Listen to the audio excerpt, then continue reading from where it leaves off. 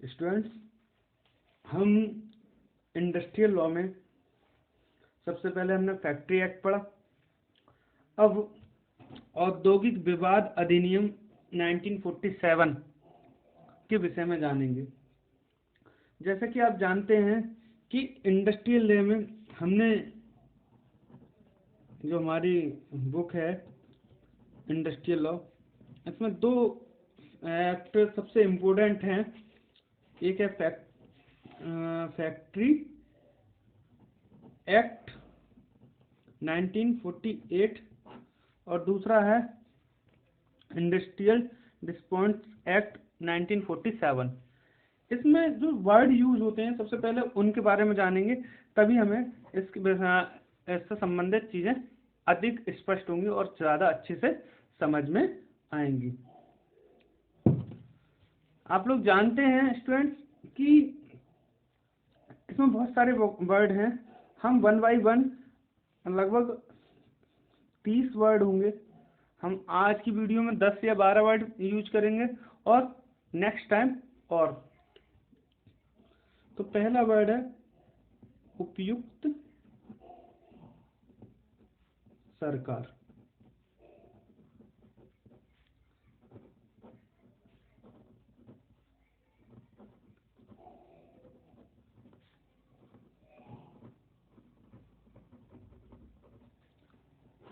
Appropriate government.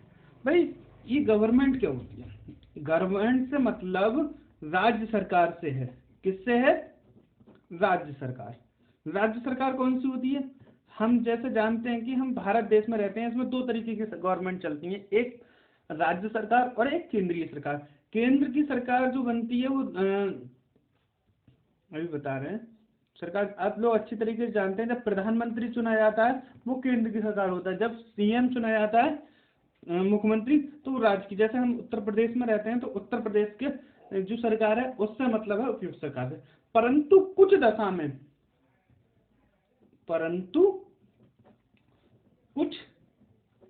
दशा हैं, मतलब कुछ अपवाद हैं, उनमें उपयुक्त सरकार से मतलब कब होता है? केंद्र सरकार। अब उपयुक्त कौन सी दशा है जब केंद्र सरकार होगी? तो उसमें जैसे हमारा कोई भी बैंक से संबंधित काम चल रहा है, बैंक हमारे वहाँ पे एक इंडस्ट्री ग्रुप में काम कर रही है, या बीमा है, या खान पे काम कर रहे हैं। खान होती है जैसे कोयले की खान या सोने की खान या चांदी की खान, लोहे की खान, ठीक है, लोहे की खान। तो इस तरीके की खान होती है, उनके बारे में बात कर रहे हैं। या तेल की खान है उसके बारे में, या फिर कह सकते हैं कोई LIC वगैरह हो, या FCI हो, या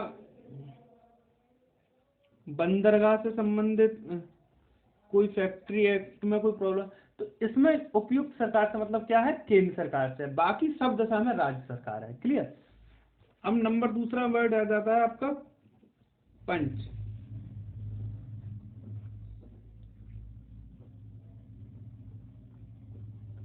एर्बिट्रेटर।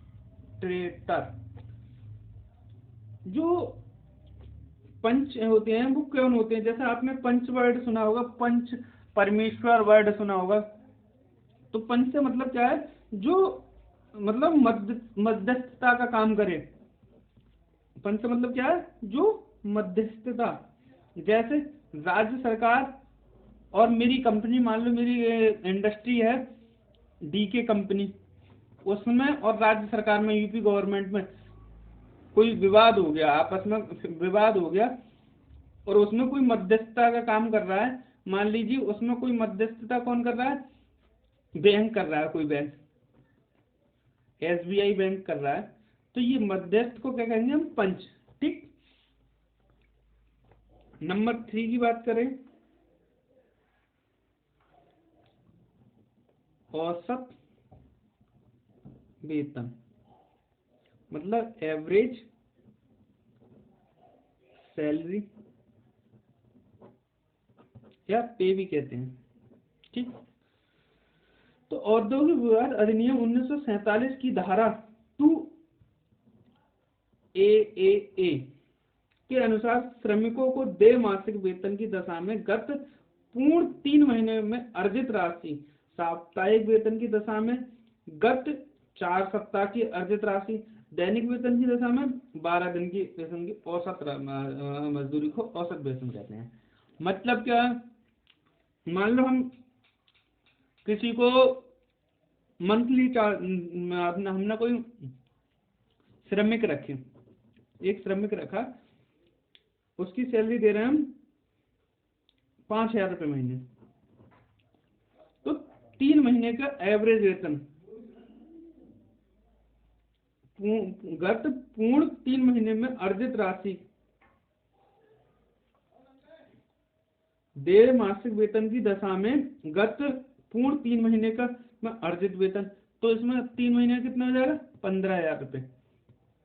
क्लियर, ये हमारा औसत वेतन हो जाएगा।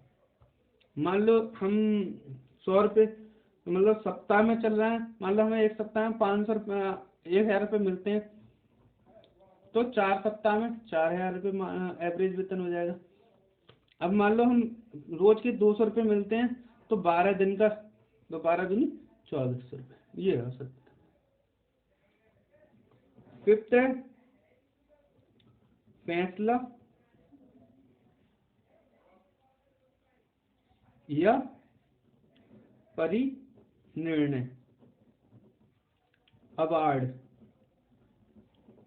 अवार्ड क्या होता है, जैसा कि आप जानते हैं 2B में औद्योगिक विवाद अधिनियम है 2B में, उसमें कहा है फैसला जो है से श्रम न्यायालय, भाई कौन श्रम न्यायालय होती हैं, या औद्योगिक न्यायालय,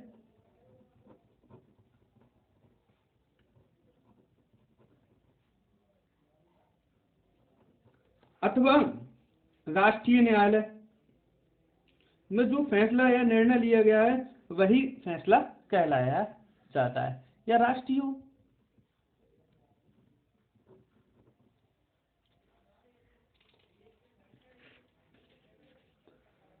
नेक्स्ट आ जाएगा हमारा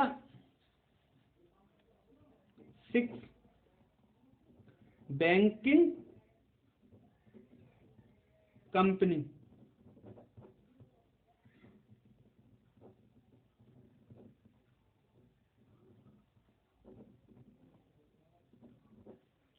औद्योगिक विवाद अधिनियम 1947 में 2BB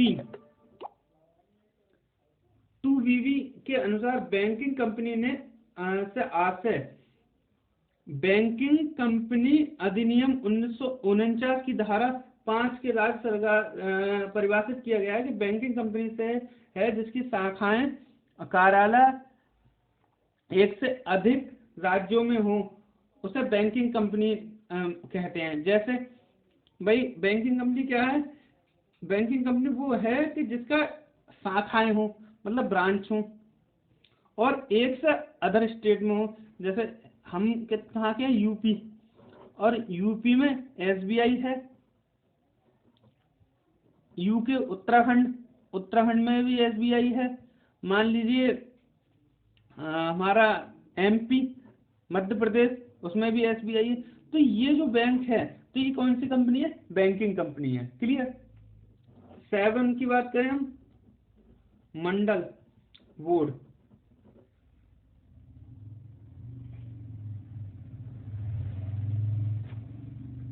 देखो कंपनी अधिनियम 1947, इसे हम शॉर्ट में लिख देते हैं IDA 1947 के अनुसार मंडल से आशय अधिनियम में गठित समझौता या बोर्ड से है। भाई कोई बोर्ड बना लिया है, मतलब समझौता बोर्ड बना लिया, उसे हम कह सकते हैं मंडल,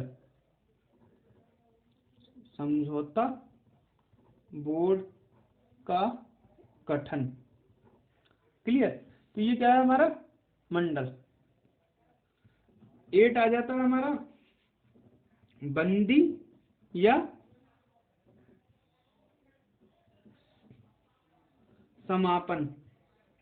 इसे कहते हैं क्लोजर। औद्योगिक अधिनियम AIDA 1947 के अनुसार समापन या बंदी से आकर रोजगार के स्थान अथवा उसके भाग को स्थायी रूप से बंद किया जाने से है। मतलब हमने रोजगार की जो रोजगार का स्थान था उसे बिल्कुल तरीके से बंद कर देना, वो क्या है, बंदी है, समापन है। उसके बाद हमारा आ जाता है नेक्स्ट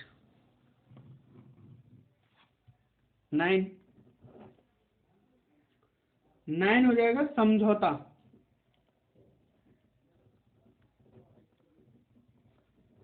अधिकारी